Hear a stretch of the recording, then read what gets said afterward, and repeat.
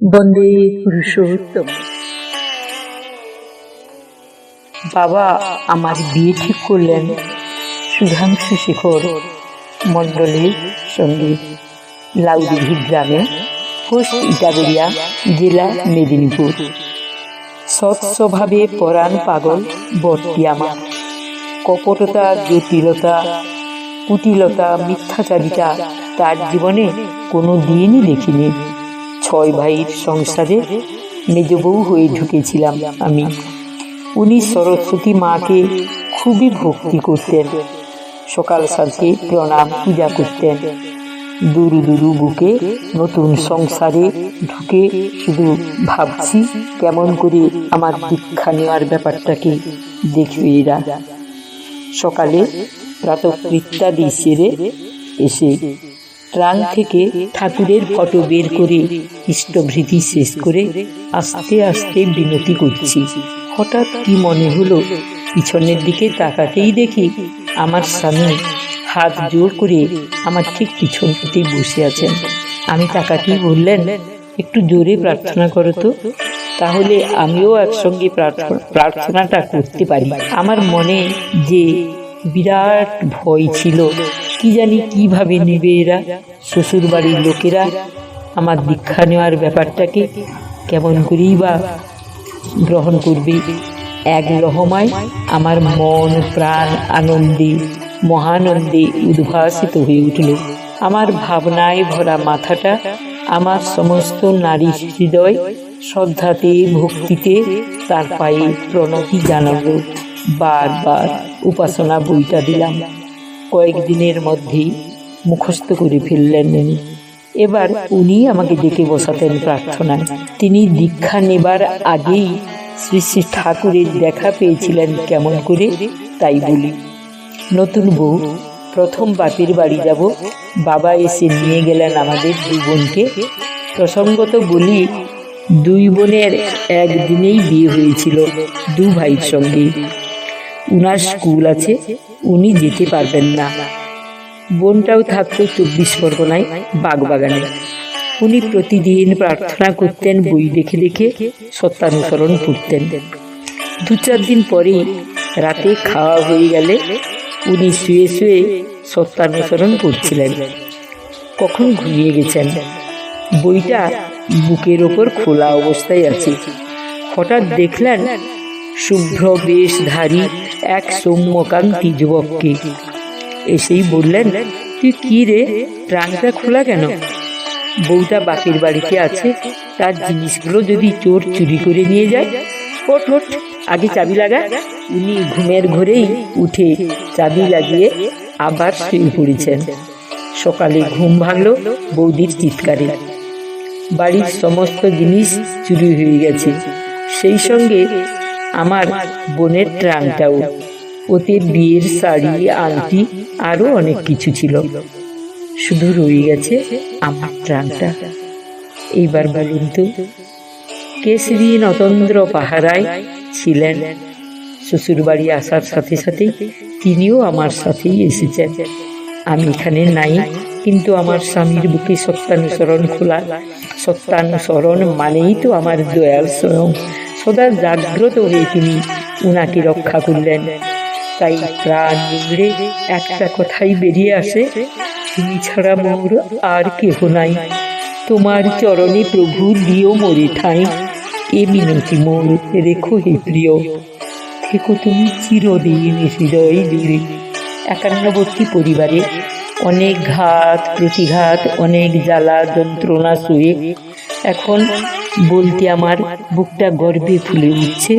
6 ভাইয়ের সংসারে আমি ঠাকুরের দীক্ষা নিয়ে এসেছিলাম একা। আজ সবাই ঠাকুরের সদ নামে দীক্ষিত। আমার স্বামী ও ছোট দেওর রাসবিহারী, ঋত্বিক। আমার বাবা দাদা কাকুর পছন্দ করা বরের সাথে আমার বিয়ে হয়। একবার উনি খুব অসুস্থ, 103 জ্বর। কথা দিয়েছেন কলাবেড়িয়ায় অধিবেশনে যাবেন। এদিকে এত জ্বর, কালো মেঘে আকাশ ছেয়ে গেছে, প্রচণ্ড বাতাস বইছে, বাজ পড়ছে ঘন ঘন। উনি ধুতি পাঞ্জাবি পরে রেডি। আমি কোনো উপায় না পেয়ে দরজাটা বাইরে থেকে বন্ধ করে দিলাম। উনি বুঝতে পেরে বারবার বলছেন, দরজাটা খুলে দাও, দেরি হয়ে যাচ্ছে। বললাম, এত জ্বর নিয়ে এই প্রাকৃতিক দুর্যোগের মধ্যে আমি কোনো মতেই তোমায় যেতে দেব না। তোমায় রক্ষা করা তো আমার ধর্ম। বললেন, যে স্ত্রী সতের দিকে যেতে দেয় না সে অসতী। বলি, আমি আজ অসতীই হব। এই অবস্থায় তোমায় কেমন করে আমি ছেড়ে দেব? দরজা খুলে দাও, নইলে আমি মরে যাব। চোখের জলে দরজাটা খুলে দিলাম। উনি চলে গেলেন তড়িৎ বেগে সাইকেল নিয়ে। 2 মিনিটও হয়নি, মুষলধারে বৃষ্টি শুরু হলো। ঠাকুর প্রণাম করে বলি, ঠাকুর, তোমার পাগল সন্তানকে তুমি রক্ষা করো দয়াল। উনি শিক্ষক। শিক্ষকতা ছাড়াও স্কুলের সমস্ত দায়িত্ব, খাতাপত্রের কাজ, অফিসের কাজ উনি সমস্ত করতেন। স্কুল থেকে এসেই যাজন পরিক্রমায় মেতে থাকতেন। দেখতে দেখতে যাজক অধৈর্য এবং একদিন ঋত্বিকের পাঞ্জা পেলেন। ঋত্বিক হওয়ার পিছনে আমার ছোট বোন তপতি পালির অনুপ্রেরণা অনস্বীকার্য। আমার সস্তেয়নী ব্রত নেওয়ার পিছনেও রয়েছে ওর প্রেরণা। ওইবারে ঋত্বিক সংঘের বৈঠকে ঘোষণা করা হয়, সবচেয়ে বেশি দীক্ষাদাতা হিসাবে ওনার নাম প্রথমেই। উনি বৈঠকে বলেছেন, আমার এই সাফল্যের পিছনে রয়েছে আমার স্ত্রীর প্রেরণা। ওনার তুলনা উনি নিজেই। খাওয়া দাওয়া ভুলে, নিজের শরীর ভুলে পাগলের মতো বেরিয়ে যেতেন অধিবেশনে। এক দিব্য আভা ফুটে উঠত ওর মুখে। আমি স্কুল ছুটি করে রাস্তায় আস্তে আস্তে যাজনে মেতে উঠতাম। শুধু চেষ্টা করতাম যাতে লোকে দীক্ষা নেয়। বাড়ি এসে বলতাম, দীক্ষা নেবে অনেকে, যেতে হবে তোমাকে আজ একটু আমার স্কুলের কাছেই। উনি গেলেন, একদিনেই 13 জন দীক্ষা নিয়েছিল। আমার স্বামী আমাকে কোনোদিনও যাত্রা, সিনেমা, মেলা দেখার কথা বলেননি। একবারই নিয়ে গেছিলেন সিনেমাতে। বইয়ের নাম কৃষ্ণ সুদামা। ঠাকুরের বই। স্কুল থেকে ছুটে এসে চলে গেছেন, গিয়ে দেখে হল ফাঁকা। কিন্তু তার আগের দিন হলে 3টা করে শো দিয়েও লোক এত প্রচুর যে ফিরে গেছে। কিন্তু আজ ঠাকুরের বই হচ্ছে, তাই আজ হলে কেউ নেই। তারপর একটু পরে আমি গেলাম, হলাম আমরা 2 জন।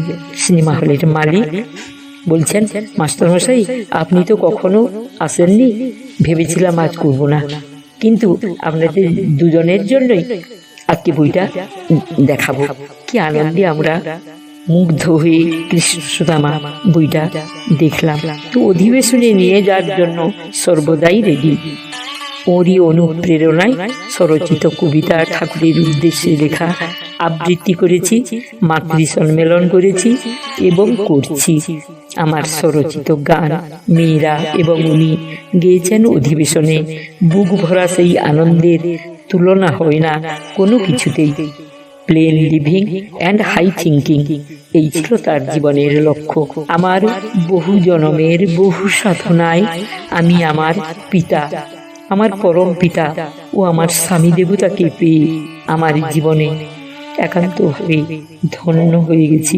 একান্ত প্রার্থনা, জনমে জনমে যেন এমনি করেই আবার এদের পাই।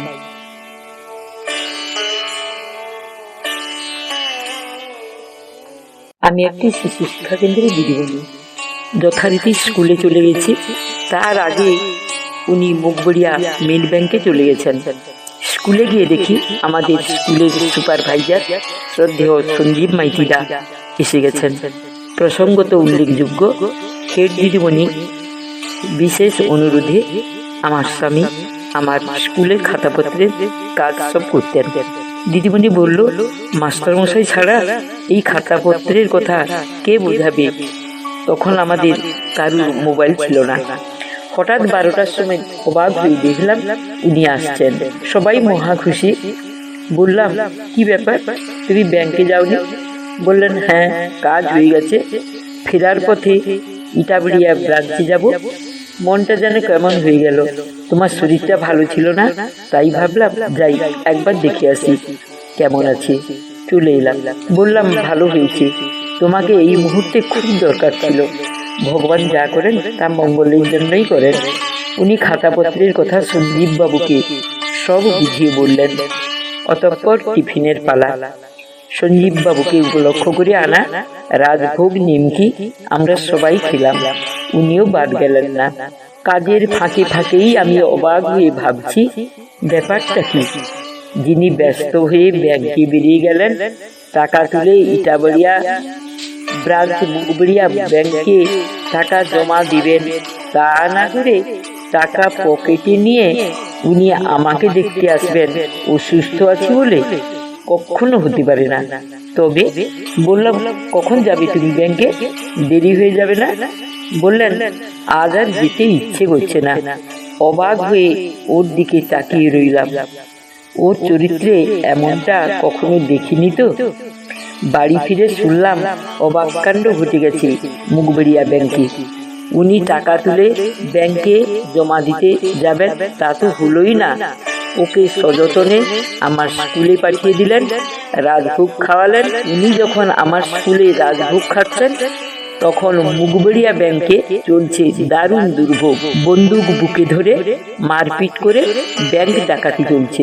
শুনেই চিৎকার করে উঠলাম, এ যে তোমারই কেরামতি প্রভু, এ যে তোমারই লীলা।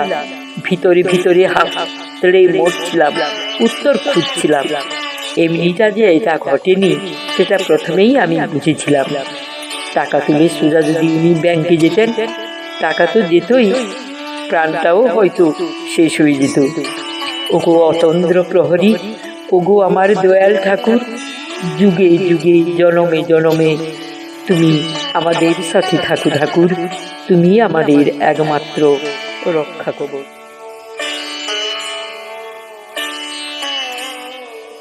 শ্রী শ্রী ঠাকুর বলেছেন, একবার ছুটে আয়। আমি নামেরও উপরে, আমি অনামী পুরুষ, যা বলে ডাকবি আমি তাতেই আছি। আমি চাই কেবল ভালোবাসা। আমি পারি, সব পারি। তোদের ওই বিশ্বাসটুকু দে তো, আমায় একটু জায়গা দে। তোদের মনের মধ্যে যে এঁটোশাল আছে তার ভিতরে আমাকে একটু জায়গা দে। বিশ্বাস কর, অন্ধ বিশ্বাসই কর না। নাম, শুধু নাম, সব পাপ তাপ দূর হয়ে যাবে। আমাকে যে ভালোবাসে তাকে জন্ম জন্মান্তরেও ভুলতে পারিনি। নামের যে কি অপরূপ মাহাত্ম্য, তাই বলতে চাই আপনাদের কাছে। আমার স্বামী জুনিয়র হাই স্কুলের শিক্ষক। স্কুলে কোচিং ক্লাস শুরু হয়ে গেছে, 8টায় ক্লাস শুরু। ছাত্ররা মাস্টার মশাইদের জন্য ভাত, মাছ, মাংস, ডিম, দই, মিষ্টি কত কি নিয়ে আসে। কিন্তু উনি তো রীতি খাবেন না কিছুই, তাই একটু ভাত ও একটা তরকারি করে কৌটোয় দিয়ে দিই। যেদিনের কথা বলতে চাইছি সেদিন কিন্তু ভাত রান্না করতে একটু দেরি হয়ে গেছে। উনি বললেন আজকে আমার ভাত খাওয়া হবে না, একটু মুড়ি দিয়ে দাও কৌটায়। আমার তো ভয়ে ভাবনায় অবস্থা কাহিল।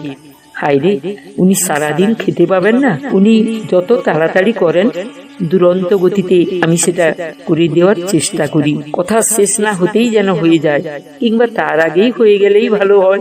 এমনি অবস্থা, হিমশিম খেয়ে যেতে হয়।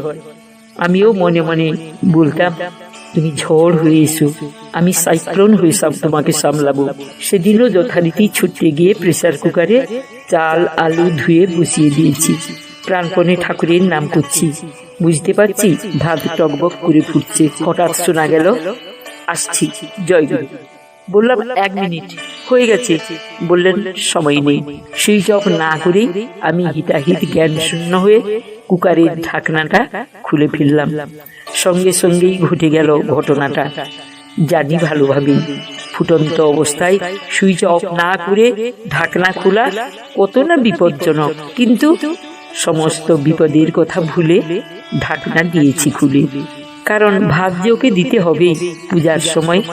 যেমন বাজি পোড়ানো হয়, হাউই হুস করে আকাশের দিকে উঠে যায়, তেমনি করে কুকারের প্রায় সমস্ত ভাত আমার মাথার উপর দিয়ে ফুস করে উপরে উঠে আমার চারপাশে বৃত্তাকারে ছড়িয়ে পড়ল।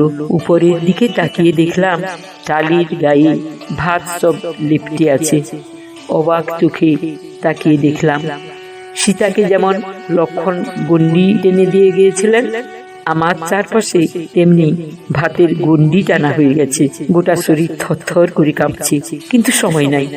কুকারে যেটুকু নামমাত্র ভাত অবশিষ্ট ছিল তাই টিফিন কৌটায় ঢুকে ওর ব্যাগে দিয়ে ওকে প্রণাম করলাম। উনি কিছুই জানতে পারলেন না, চলে গেলেন। এবার ছুটলাম ঠাকুর ঘরে। ঠাকুর, কি হলো ব্যাপারটা? আমার তো পুড়ে মরে যাওয়ার কথা। কুকারের সমস্ত ফ্যান সহ ভাত আমার মাথার উপর দিয়ে টালিতে লেগে আমার চারপাশে ছড়িয়ে পড়লো। তার কণাটুকুও আমার গায়ে লাগলো না। এ কি করে হয়? হয় যে তোমাকে পেয়ে আমি বারবার বুঝেছি আমার এত বড় ভুলের জন্য একটু আগুনের ছোঁয়াও আমার গায়ে লাগলো না। তুমি যে আমার পরশ মানিক, তুমি যে সর্বদ্রষ্টা, তাই তো তুমি আমায় কোলে তুলে নিয়ে রক্ষা করলে। কারণ তুমি তো জানো এ বেটি সমস্ত জানা সত্ত্বেও তার স্বামী সারাদিন অভুক্ত থাকবে বলে এমন কাণ্ড করে ফেলেছে। সেই অবস্থায় মনে প্রাণে ইষ্ট নাম ও অভুক্ত স্বামীকে দুটো খাওয়ানোর জন্য ওই কান্তিক আকুলতাই আমাকে সেদিন এত বড় বিপদ থেকে রক্ষা করলো। একদিকে স্বামী, অপরদিকে জগৎ স্বামী, দুয়ে মিলে একাকার হয়ে গেছি আমার জীবন। তাই তো বলি, ওগো ঋত্বিক স্বামী আমার, কত পুণ্যে তোমায় পেয়েছি আমি। কুটিলতা জটিলতার মধ্যে যেখানেই দেখেছ একটু সুন্দরের আভাস, একটু ভালোর আভাস, সেখানেই ফুটে উঠেছে তোমার মুখে এক স্বর্গীয় দীপ্তি। ওগো দীপ্তিমান, ঠাকুরের বাড়িতে আছে ইষ্ট ঝুঁকে ছুটবে পুরুষ, নিয়ে পড়ছি জগৎখানা। স্ত্রী ছুটবে স্বামীর পিছে, এক আদর্শে বহায়মানা। তুমি ছোট তোমার ইষ্টকে ঘরে ঘরে স্থাপন করতে, আমিও ছুটি আমার ইষ্টকে মাথায় নিয়ে আমার স্বামী দেবতাকে অনুসরণ করি। অন্তর থেকে একটা কথাই বেরিয়ে এসেছিল সেদিন, তুমি ভালোবাসো ঠাকুরকে, আমিও ভালোবাসি ঠাকুরকে। এসো দুজনে মিলে ভরিয়ে দিয়ে দেশটাকে। ইষ্ট প্রাণ ঋত্বিক স্বামী দেবতার পরশে আদরে সোহাগে কি নিবিড়তম স্বর্গীয় সুখ। সে সুখ প্রতিটি ইষ্ট প্রাণা, প্রতি প্রাণা নারীরই একমাত্র কাম্য। তুমি এগিয়ে যাও, আরো বড় হও, আরো থেকে আরো তর হয়ে ওঠো। দেবতার আশীর্বাদ ঝরে পড়ুক তোমার সর্বশরীরে, তোমার প্রতিটি কর্মে, বাক্যে, ব্যবহারে, চলনে, বলনে, চাহনিতে, হাসিতে ইষ্ট সুধা ঝরে পড়ুক। সুধাংশু মানে তো চাঁদ, আর সুধা মানে অমৃত। তার সঙ্গে ইষ্ট সুধা যোগ হয়ে ঝলকে ঝলকে, পলকে পলকে আনুক খুশির বন্যা। আমার একান্ত প্রার্থনা, জনমে জনমে যেন এমন ইষ্ট প্রাণ পিতা, এমন পরম পিতা ও পতি দেবতাকে পাই।